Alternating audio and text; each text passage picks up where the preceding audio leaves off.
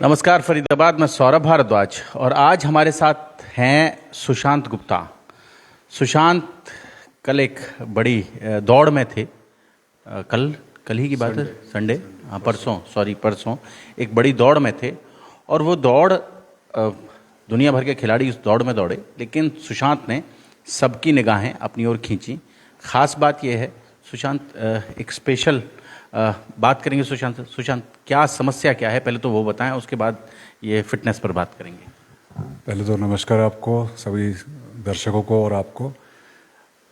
ये प्रॉब्लम जो मेरे को है वो नज़रों की प्रॉब्लम है, जिसमें रेटिना जो है धीरे धीरे उसकी पावर ख़त्म हो जाती है और प्रॉब्लम का नाम है आरपी, रेटिनाइटिस पिगमेंटोसा, जो पिछले मैं 16-17 साल से सफ़र कर रहा हूँ।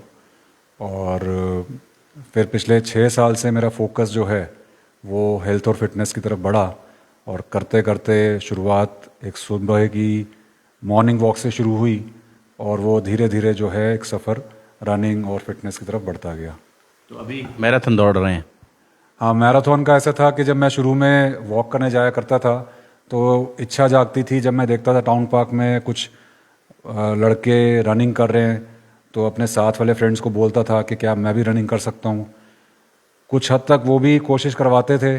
कई बार जैसे उस टाइम पे विजन इतना था कि अकेला थोड़ा सा मैनेज कर लेता था, तो कोशिश करी तो कई बार गिरा, टकराया, चोटें भी खाई, पेड़ों में जाके टकराया।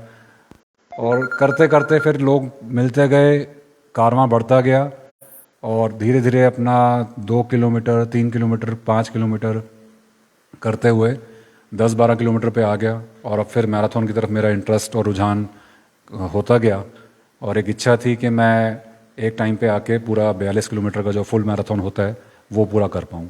तो वो इस बार संडे को मैं 26 तारीख को कर पाया।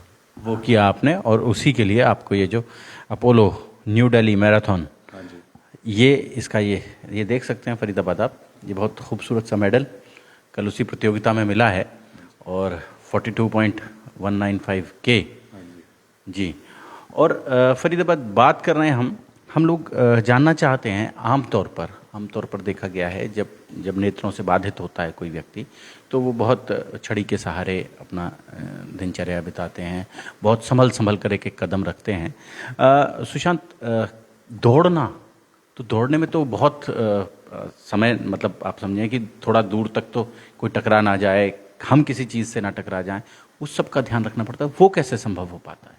देखिए, दौड़ने में अकेले दौड़ने का तो तरीका नहीं है और मेरी दौड़ में मेरे ख्याल से मेरे साथ बहुत सारे लोग दौड़े हैं, क्योंकि दौड़ना तो एक इवेंट है, पर उससे पहले की जो सालों की तैयारी है, जिसमें सुबह उठ के किसी ना किसी घर के सदस्य को बोलना कि मेरे को टाउन पार्क छोड़ दें, स्टेडियम छोड़ दें, फिर वहाँ पहुँच के किसी ना किसी ट्रेनर को ढूंढना जो मेरे को असिस्ट कर सके। हर कोई तैयार भी नहीं होता, डरता भी है कि कहीं उसकी वजह से मेरे को चोट ना लग जाए या मेरी वजह से उसको चोट ना लग जाए। तो करते करते लोगों को भी अंदाज़ा नहीं था, पर जैसे मेरी हिम्मत को शायद देखते हुए उनको लगा कि हाँ, एक बार ट्राई कर सकते हैं। और फिर जो लोगों का साथ में को मिलता गया, दोस्तों यारों का, ट्रेनर्स का, उसके पूरे प्रोसेस में धीरे धीरे उनकी आदत भी बढ़ गई कि इसको कैसे गाइड करना है। और मैराथन में होता ही है, कई बार टकराता भी हूँ, पर हमेशा वो गाइडेड इसमें रहता है, जिसमें मेरे पास कोई बेल्ट या कोई हाथ में एक ऐसी कोई स्ट्रिंग होती है, या नहीं तो मेरा हाथ पकड़ के, जिसमें उनको पता है कि हाँ, इस रास्ते में इनका साथ जो है ऐसे देना पड़ेगा।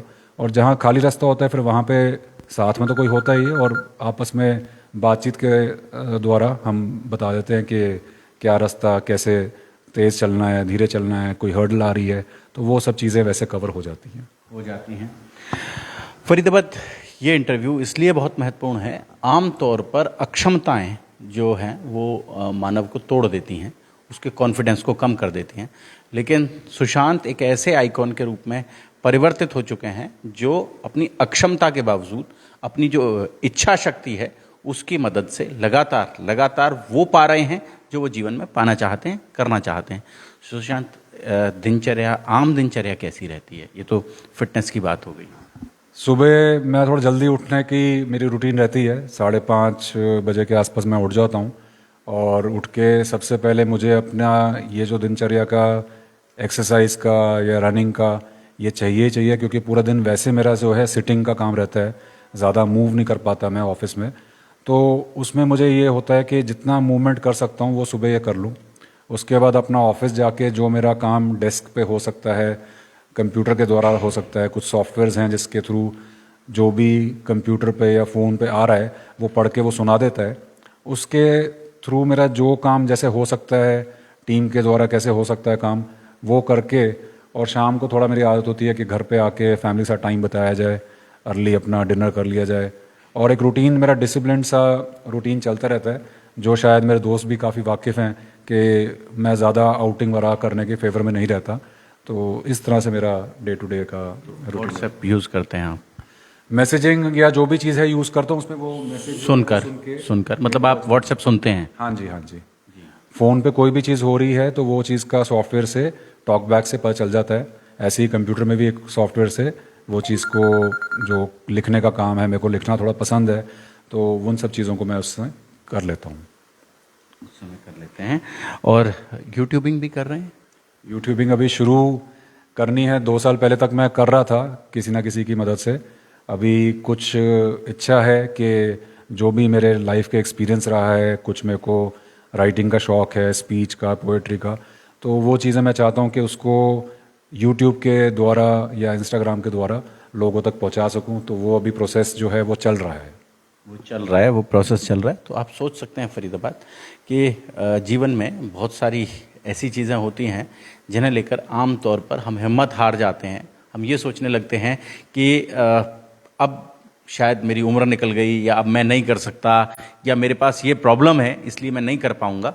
तो आप देख सकते हैं सुशांत हमारे सामने हैं, और एक ऐसे प्रतिमूर्ति के रूप में हमारे सामने हैं जो आपको लगातार प्रेरित करेंगे कि कोई भी अक्षमता होने के बावजूद आपके मन में अगर इच्छा है, आपकी चाह है, तो आप कुछ भी चीज़ अचीव कर सकते हैं। चाहे वो लिखना पढ़ना हो, चाहे वो दौड़ना हो, और चाहे वो मैराथन जैसी जगह पर दौड़ना हो। जी बिल्कुल सर, मैं इस बात से सहमत भी हूँ और सबको इस चीज़ का प्रचार भी करता हूँ कि age is just a number. और मेरे दिमाग में एक ये दृढ़ निश्चय था कि 40 की उम्र पे भी मैं एज को बैरियर नहीं बनने दूंगा। और मेरी एक बहुत दिल के करीब एक मेरी खुद की कॉम्पोजिशन है। अगर आप इजाज़त दें तो मैं ज़रा 2 पंक्तियाँ सुनाना चाहूँगा। जी बिल्कुल बिल्कुल, स्वागत है। कि हार सकता हूँ मैं शायद, हट मैं सकता हूँ नहीं, लड़खड़ा सकता हूँ मैं शायद, लड़ने से मैं डरता नहीं, झुक तू है आसमां मेरी जिद के आगे, तरकश में मेरे अरमान इतने हैं, रुक तू भी या तूफान ज़रा, मेरे सांसों में जान इतनी है। बहुत बढ़िया, अद्भुत। और ताली बजा सकते हैं आप लोग चाहें तो। जी, फरीदाबाद जोड़ेंगे आपको शहर की ऐसी ही और शख्सियतों के साथ। बहुत बहुत धन्यवाद।